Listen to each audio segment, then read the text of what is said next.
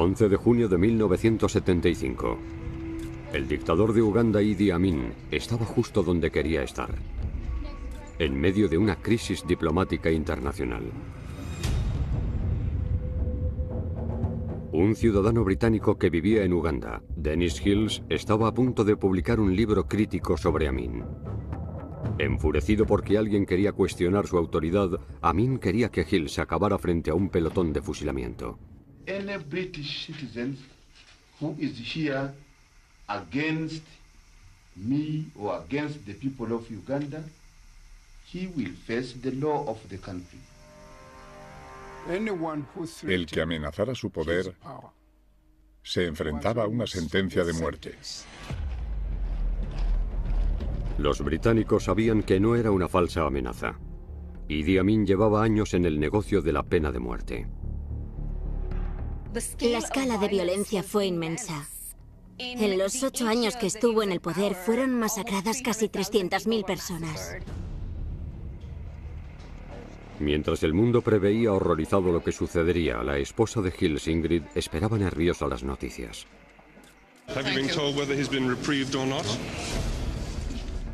Amin no escuchaba a nadie y ahí estaba el pobre señor Hills en el corredor de la muerte.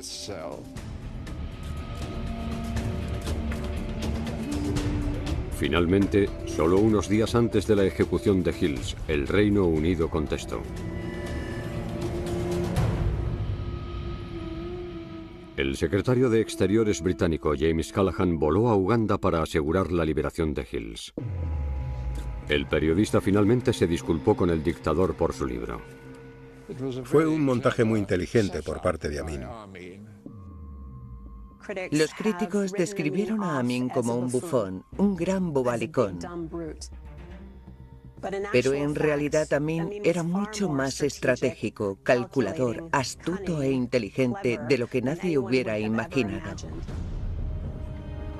Idi Amin ascendió al poder desde sus humildes comienzos. Se ganó el afecto de millones de ugandeses e infundió miedo en los corazones de sus muchos oponentes. ¿Era solo un tirano asesino o había un método en su locura?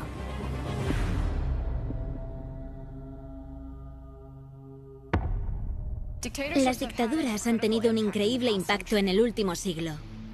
Los dictadores aprenden los unos de los otros. Cada uno es diferente, pero muchos usan las mismas tácticas. Uso del miedo. Propaganda. Control de élites. Propaganda. Creación de un enemigo. Culto a la personalidad. Uso de la violencia. Estas son las herramientas que los dictadores utilizan para mantenerse en el poder. Dictadores. Idi Amin. Uganda, 1952. El ascenso de Idi Amin al poder comenzó en el ejército colonial, la institución que daría forma al tipo de dictador en el que se convertiría más que cualquier otra. El joven de 24 años era un ambicioso cabo de los fusileros africanos del rey, la fuerza militar de élite del Imperio Británico en el este de África. Individuos como Amin fueron reclutados en los fusileros africanos del rey para ayudar a los británicos a mantener el orden. Eran esencialmente la fuerza tras el establecimiento colonial. Tras ser una tierra de pueblos tribales libres y reinos orgullosos y antiguos, Uganda fue un protectorado británico desde 1894. Los británicos mantenían el control total del país. Ocuparon sus mejores tierras con colonos blancos y explotaron sus vastos recursos naturales. Bajo el dominio colonial, los africanos como Idi Amin estaban condenados a una vida casi sin poder político o económico. Las potencias coloniales pensaban que los africanos eran inferiores a todos los blancos. Los veían muy primitivos e incapaces de cuidarse de sí mismos o gobernarse a sí mismos. Amin creció dentro de ese sistema. Amin era de un pequeño grupo tribal llamado Kakwa, parte de la minoría musulmana de Uganda. Como africano, Amin podía luchar para convertirse en sargento mayor, pero nunca podía llegar a ser nombrado oficial. A pesar de estas desventajas, estaba empeñado en superar las expectativas. romper barreras y ascender en las filas tanto como pudiera. Amin siempre estaba pensando en formas de sobresalir.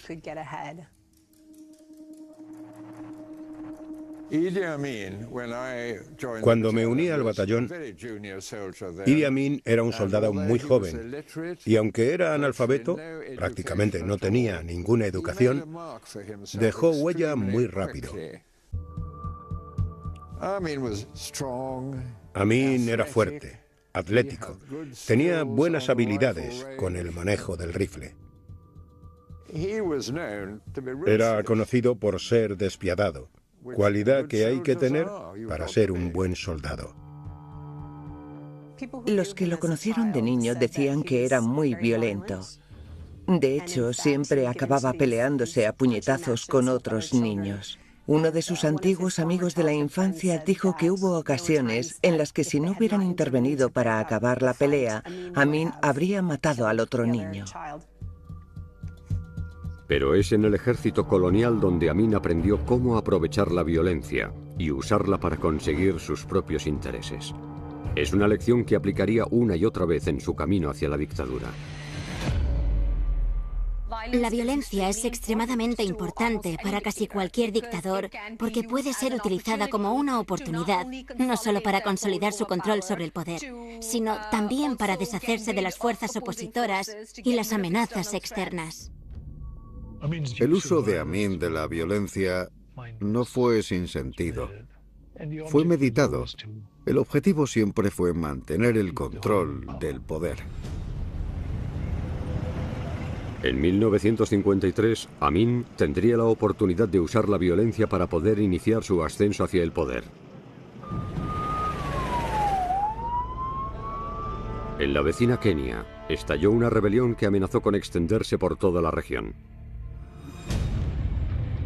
Una alianza de miembros de la tribu conocida como Mau Mau, hartos de la opresión colonial, organizaron ataques armados contra granjas y propiedades británicas.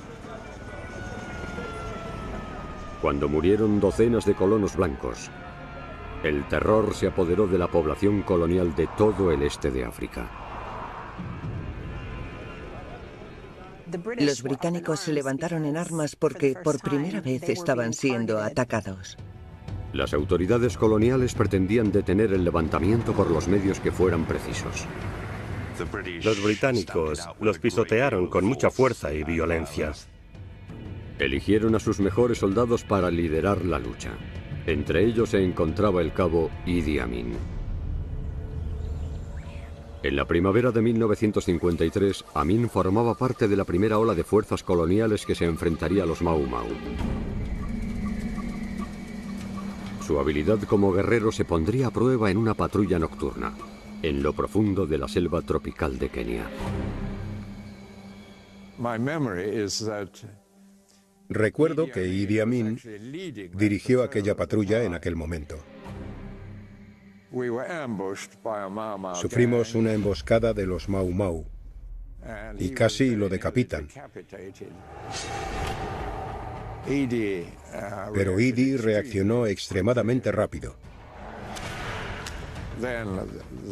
Luego, el resto del grupo Mau Mau comenzó a atacarnos también. Pero fue un combate muy rápido.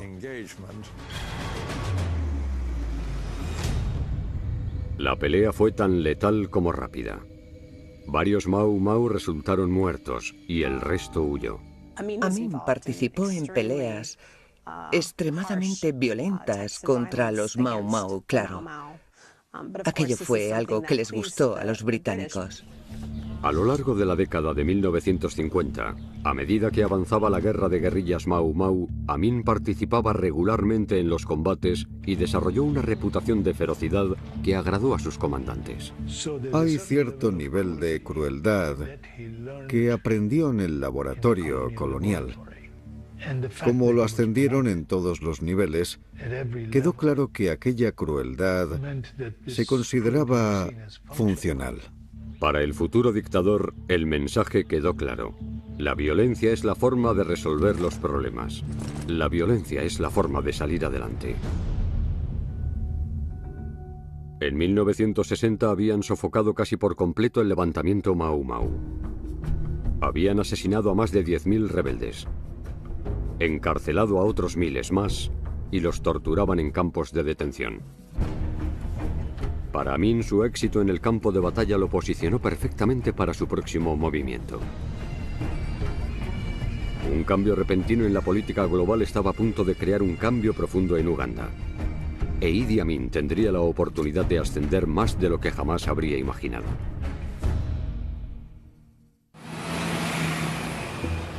A finales de la década de 1950, Idi Amin había aprovechado sus temibles habilidades de combate para alcanzar el rango más alto posible para un soldado africano.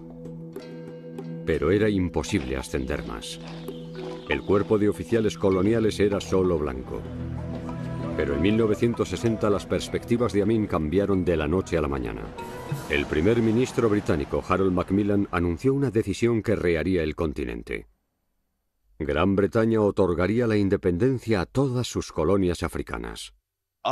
Después de la Segunda Guerra Mundial, realmente se hizo cada vez más obvio para los británicos que no podían mantener el imperio tal y como había sido hasta el momento.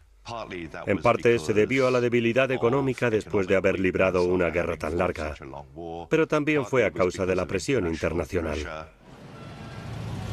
En Uganda, los grandes cambios comenzaron incluso antes de que los británicos se retiraran. Se llevarían a cabo unas elecciones democráticas para elegir al nuevo líder del país. Por primera vez, los soldados negros tenían la oportunidad de ascender y ser algo más que soldados rasos. En 1961 Amin fue nombrado teniente, el primero de 2 oficiales ugandeses en todo el ejército colonial. Finalmente, el 9 de octubre de 1962, Uganda oficialmente se independizó de Gran Bretaña y se completó la transferencia de poder.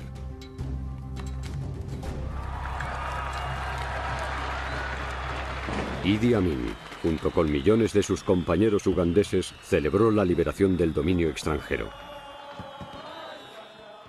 En el momento de la independencia, yo estaba en el gobierno como funcionario público. Todos estábamos emocionados, muy entusiasmados. Éramos unos jóvenes negros que habíamos tomado el control del país. Para Idi Amin, el final del colonialismo le había dado un estatus que jamás había imaginado. Vio entonces la oportunidad de ascender aún más en las filas y convertirse en el comandante supremo de los militares.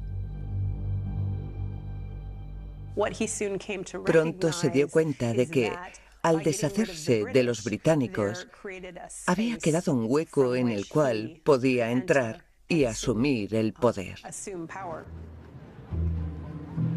Amin se alió con el único hombre que podía hacerle ascender más, el nuevo primer ministro democráticamente elegido de Uganda, Milton Obote. Obote y Amin eran polos opuestos. Obote era un intelectual, político y un hombre muy formado. Y Amin era un soldado fuerte, carismático y muy popular entre los soldados rasos.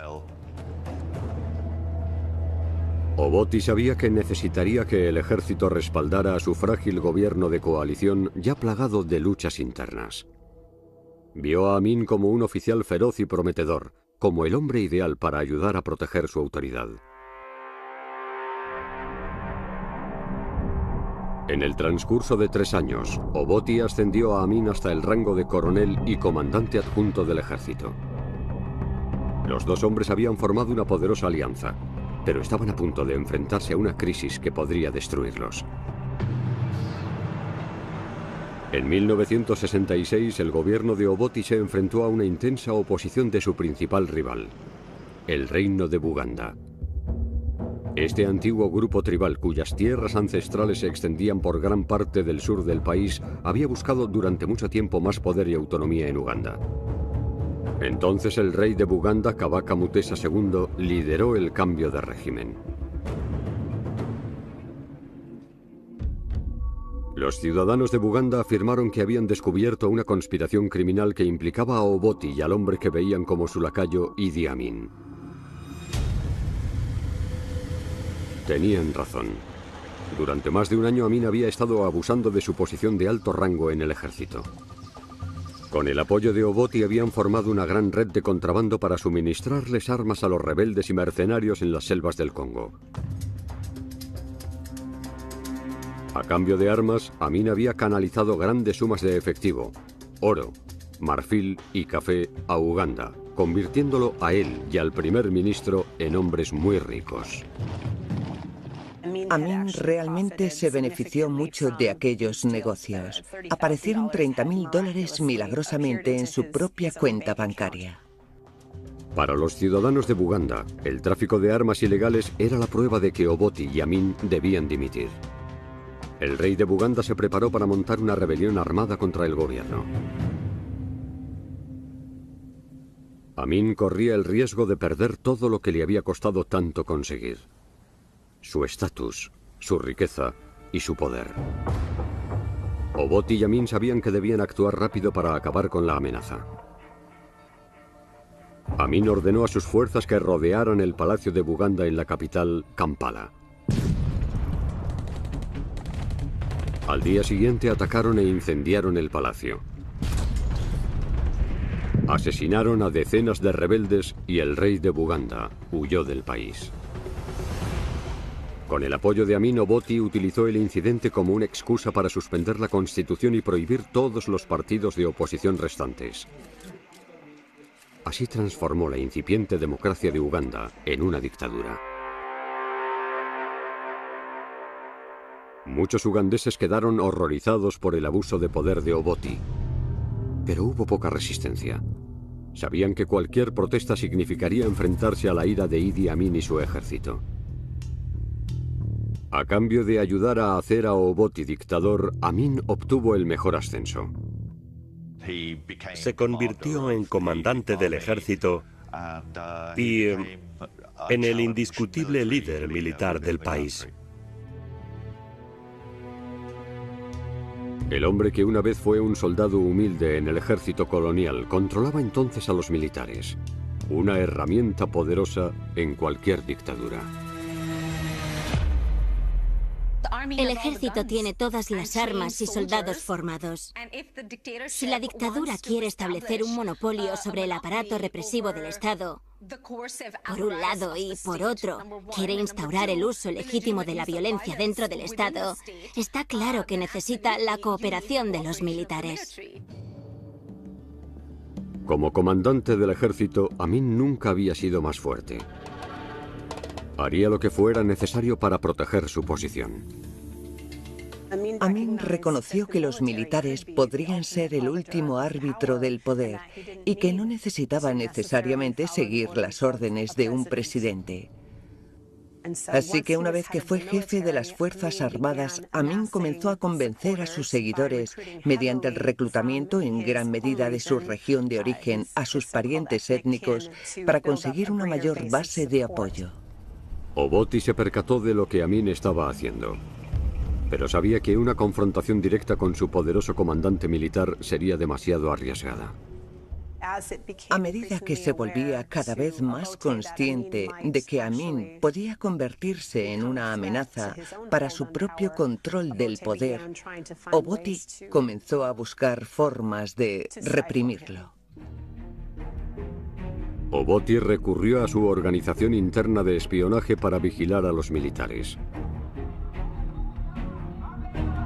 Llenó el cuerpo de oficiales del ejército de gente leal que vigilaba encubiertamente a Amin.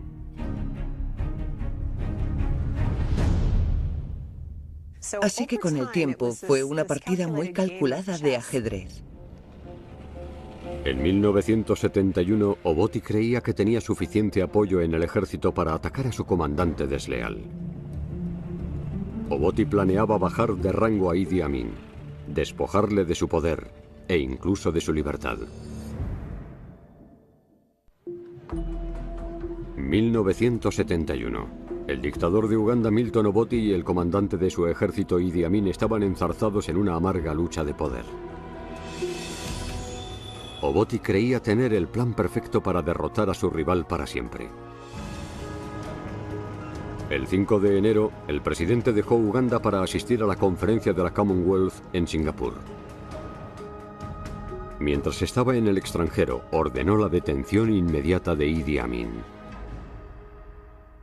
Obote envió un mensaje a Uganda, a los militares, diciendo que debían arrestar a Amin por subversión.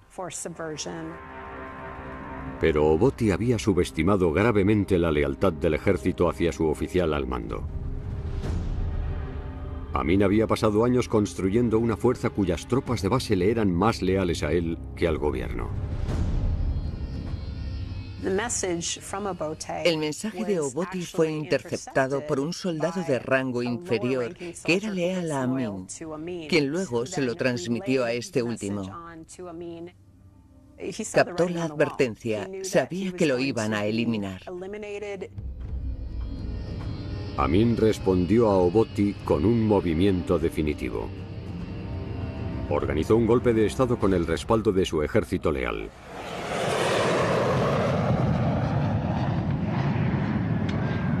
Amin ordenó a sus tropas que se desplegaran en abanico en la capital de Uganda.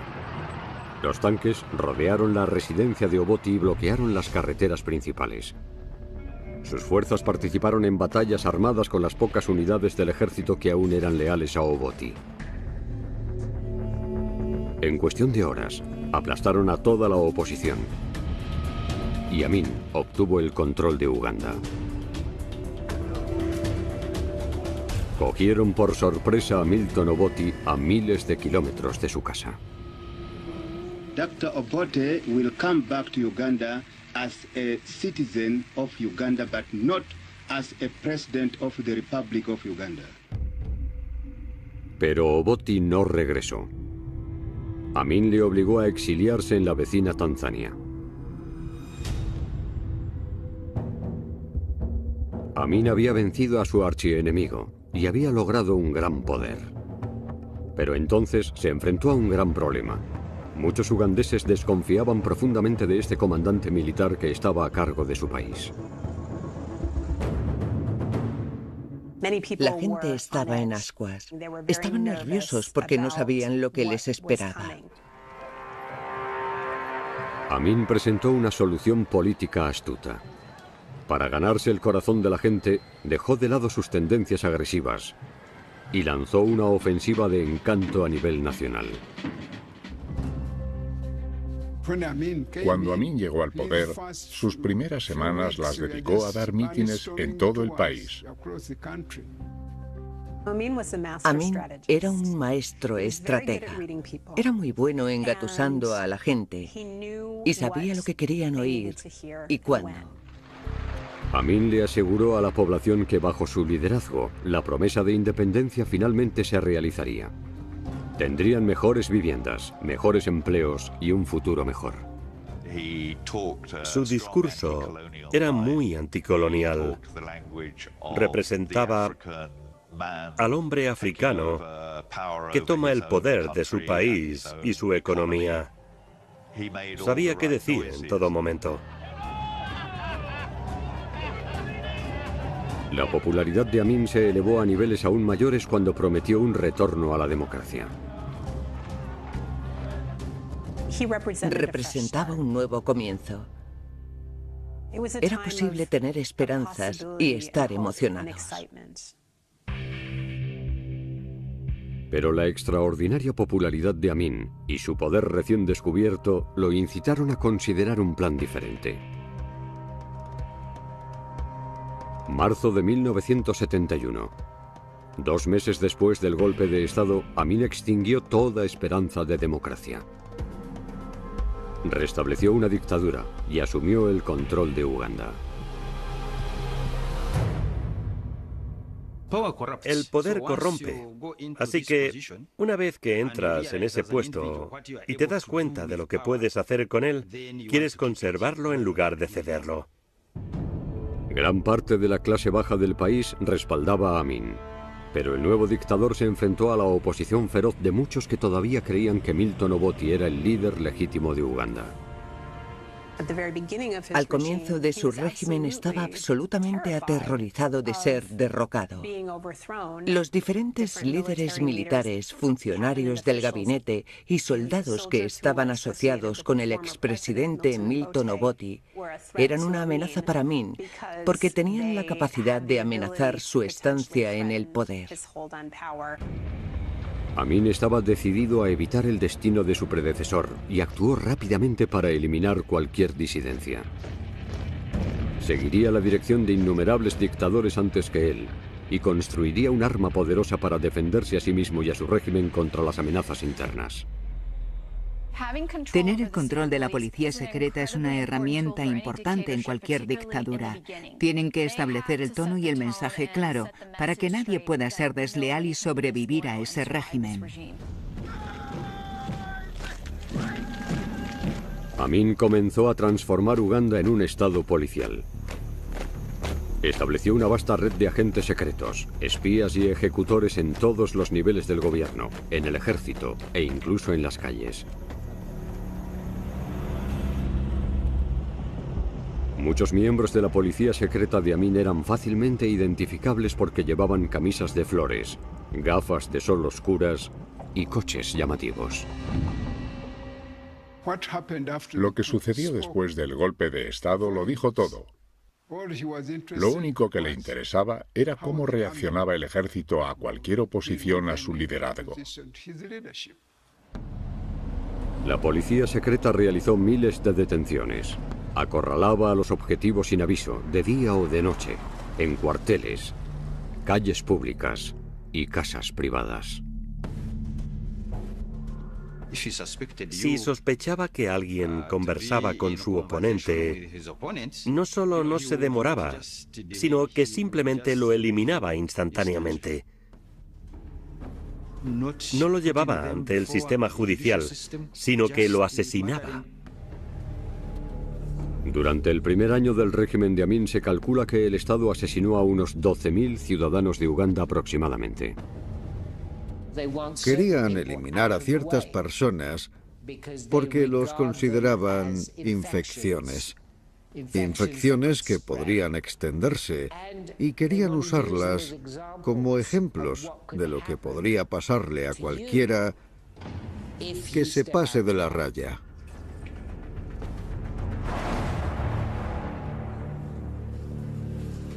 Detrás de las puertas cerradas de las prisiones de la policía secreta, Amin mostró el alcance de su crueldad. Sus cámaras de tortura se hicieron legendarias. Entre otras atrocidades, sumergían a los presos en agua hirviendo. Los obligaban a golpearse entre sí con martillos o a comer bolsas de sal hasta que casi morían de deshidratación. Muchas dictaduras recurren al uso de la tortura porque se aseguran de que se cumplen sus normas. En realidad, también tiene un propósito de afectar psicológicamente a la víctima en profundidad, así nunca más intentará desafiar al régimen. Amin se aseguró de que todos en Uganda comprendieran el precio de la deslealtad.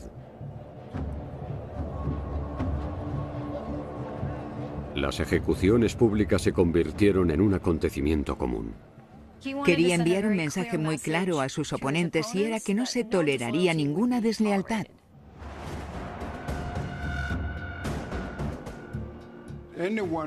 Cualquiera que amenazara su poder se enfrentaba a una sentencia de muerte.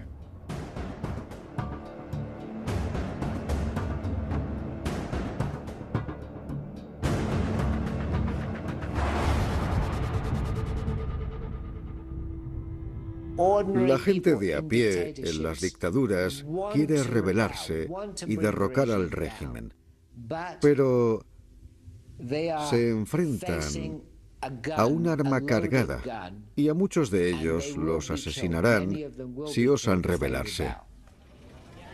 Los ciudadanos de Uganda de cualquier clase descubrieron que estaban siendo observados y que cualquiera que se opusiera a Amin arriesgaba su vida. everybody in Uganda, members of the armed forces, police, and the public, they are responsible for my security. And immediately they hear anybody making subversive activities or try to plan anything against me, they report that person straight to the police. En todo su gobierno, los asesinatos de Amin nunca se detuvieron. Estos afectaron a todos los sectores de la población, al ejército, los agricultores, los estudiantes, los empleados e incluso a las figuras religiosas. En muchos casos, Amin ordenó que los cadáveres de las víctimas fueran arrojados al Nilo para que se convirtieran en alimento para los cocodrilos. Cerca de mi casa de Jinja, Amin tenía una granja en el otro lado y veía cadáveres flotando en el río. Murió mucha gente en la época de Amin. En los 8 años que estuvo en el poder, masacraron a casi 300.000 personas. De hecho, ese número, según Amnistía Internacional, podría llegar a las 500.000. La violencia de Amin seguiría siendo el pilar central de su dictadura, pero sabía que no podía gobernar solo mediante el miedo. Los dictadores son muy cuidadosos. Hablamos de actos indiscriminados de violencia como una estrategia de dictador, pero hay un punto de inflexión. Los dictadores no quieren matar a todo el mundo. No quieren crear tanta represión estatal, tanta violencia. Si no, estarían instigando una rebelión o una revolución también en sus filas internas. En su próxima acción, Amin intentaría ser un poco más benévolo. En un intenso acto de populismo que agradó a la multitud, le daría a su pueblo lo que creía que quería, y con lo que creía que se ganaría su lealtad eterna.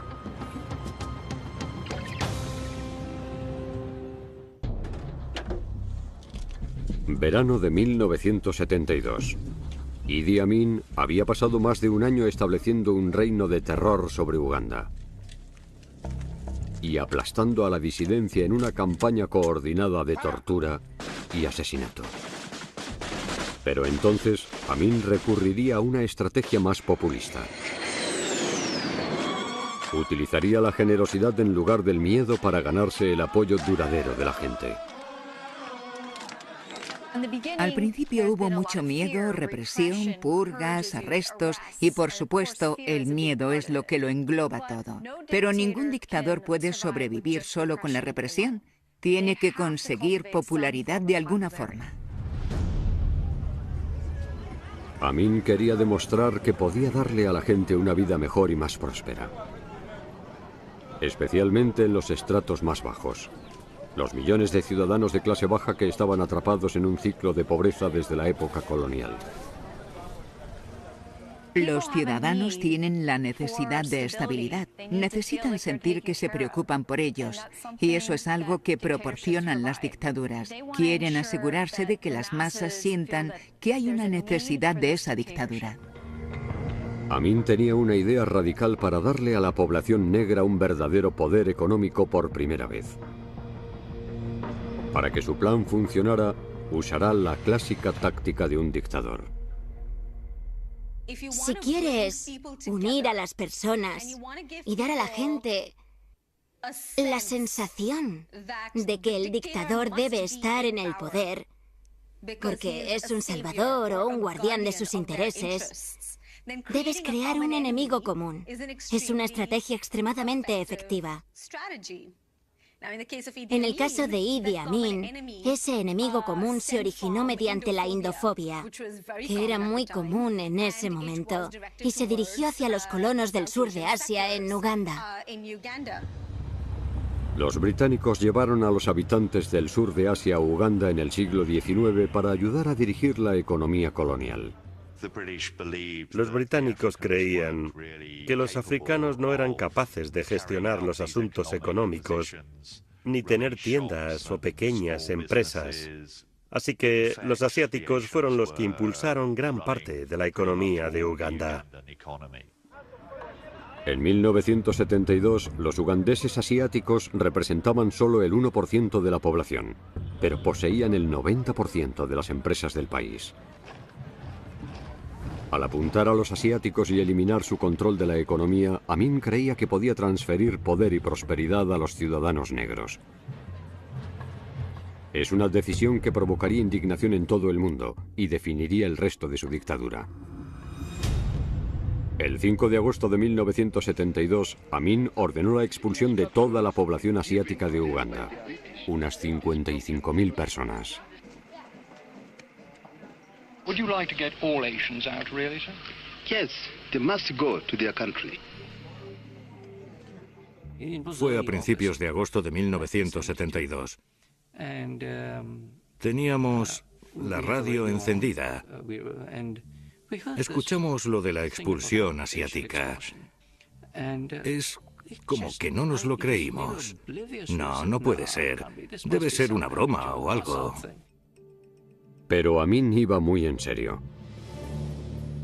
El dictador les dio a los ugandeses asiáticos como John Nazareth y a su familia solo 90 días para arreglar sus asuntos, cerrar sus negocios y hacer planes para emigrar a un nuevo país. Entramos en pánico. Fue muy duro. Era mejor no tomárselo muy en serio. No sé si era un mecanismo de defensa para hacerlo más fácil, pero si no te reías te ponías a llorar. La prensa mundial condenó a Amin por una decisión tan drástica y lo caricaturizaron como un racista lleno de maldad. La reacción en el extranjero, sobre todo en Reino Unido, era realmente hacer que Amin pareciera un monstruo sin corazón y representarlo como el infame dictador en el que se había convertido. Pero para muchos de los seguidores de su país y de todo el continente africano, Amin era un defensor audaz y pionero de los derechos de los negros.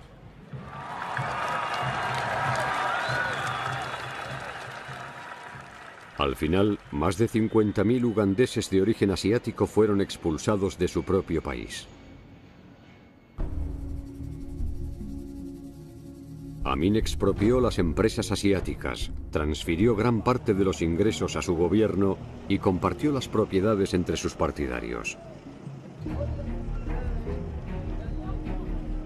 La expulsión asiática impulsó la economía de Uganda, pero de una forma con la que Amin no contaba. El impacto de la economía fue desastroso. Fue un gran desastre, porque los africanos que se hicieron cargo de aquellos negocios no tenían ninguna experiencia en la gestión de aquellas propiedades. Todas las cadenas de suministro comerciales, durante décadas controladas por empresarios asiáticos, se desplomaron repentinamente. Los fabricantes no conseguían productos ni materias primas. El desempleo se disparó. Los estantes de las tiendas estaban vacíos y los artículos domésticos básicos, como las cerillas o el azúcar, no estaban disponibles. Había un gran desconocimiento en cómo gestionar los temas de importación y exportación.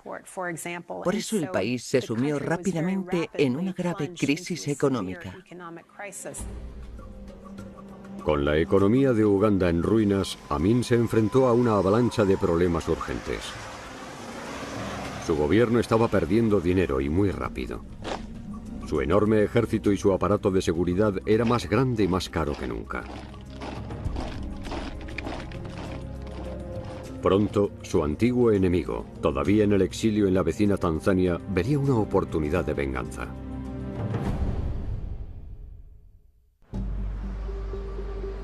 ...1978... 6 años después de que Idi Amin expulsara a toda la población asiática de Uganda, la economía del país estaba al borde del colapso total. El ejército, una vez leal al dictador, no contaba con fondos suficientes y estaba cada vez más fuera de control. Amin creó un estado hipermilitarizado. Lo que hizo fue, con el tiempo, crear múltiples organizaciones diferentes que fueron responsables de varios aspectos de la seguridad en el país. Como estos grupos fueron capaces de amasar cantidades cada vez mayores de poder, ya no le eran necesariamente leales. Y así, finalmente, el militarismo que le había otorgado el poder fue lo que finalmente se lo arrebató. En la vecina Tanzania, Milton Obote lo observaba de cerca. Reunió a miles de rebeldes ugandeses para unir fuerzas con el ejército tanzano y esperó el momento adecuado para atacar. Un número cada vez mayor de exiliados se estaba organizando en Tanzania y recibían cada vez más apoyo internacional, así que estaba muy amenazado. En medio de la crisis, Amin vio una oportunidad. Una forma de apuntalar su régimen derruido y anticiparse al inminente ataque de Tanzania. Como muchos dictadores antes que él, Idi Amin atacaría primero. La guerra puede ser beneficiosa para los dictadores. Puede ser poderosa para distraer la atención de las personas de los muchos fallos de la mayoría de los regímenes autoritarios. Necesitan distraer la atención de las personas de los problemas que tienen. Deben cambiar el discurso. Esta guerra consistía en tratar de darles a los soldados algo concreto en lo que concentrarse, que no los involucrara en otros asuntos en los que no debieran involucrarse, como cuestionar la autoridad del Estado. En octubre de 1978, las fuerzas ugandesas invadieron Tanzania.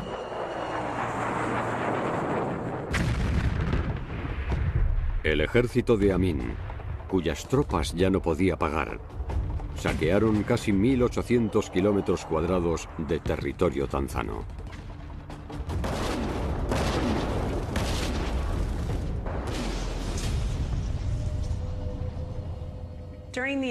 Durante la invasión, masacraron a todos los seres vivos que encontraron a su paso.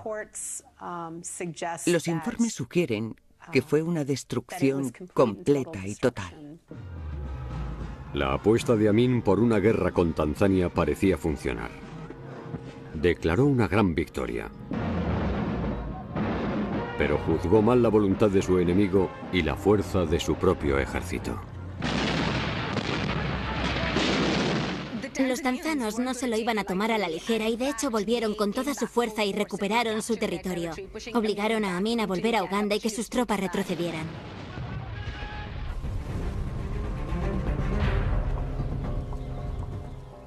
En lugar de luchar, las tropas de Amin estaban muy arruinadas al final.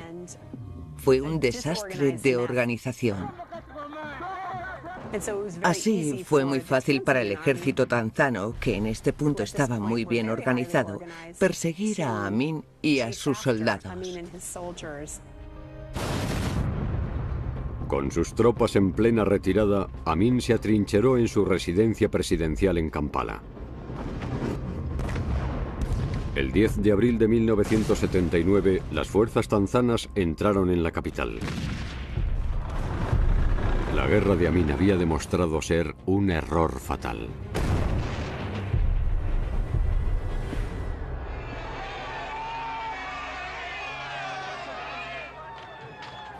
Todo aquel episodio que se originó cuando Amin se dio cuenta de que estaba perdiendo el control de su régimen, lo llevó a una desgracia y a cometer un error. Fue un gran paso en falso para Idi Amin porque lo condujo hacia su fin. Mediante una combinación de encanto populista y violencia brutal, respaldada por un vasto estado policial, Idi Amin logró gobernar Uganda y confundir al mundo entero durante 8 años. Pero todo se había acabado.